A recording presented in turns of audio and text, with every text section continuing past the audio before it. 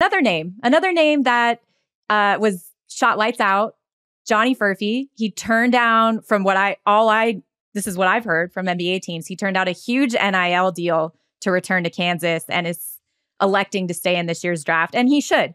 In this draft class where it's weaker, and I think he's a first round lock, he's far from a polished he's far from a polished product, but there's a lot of upside to him. Were you surprised at all that he decided to stay in? No, I wasn't. I mean, I think behind the scenes there was some momentum and certainly some efforts to keep him in Lawrence, especially when they've got wings coming in. But again, depth looks like it could be an issue in Lawrence next year. So I think there was a significant push to try and keep him.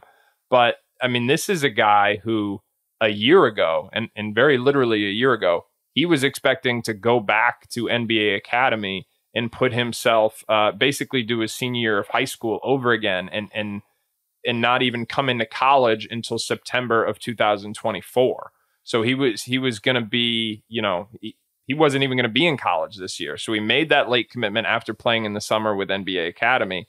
And then he started the season on the bench. Then he jumped in mid-year. And there's still some holes in his game. Like, I don't know that he's ready to impact the game defensively at an NBA level.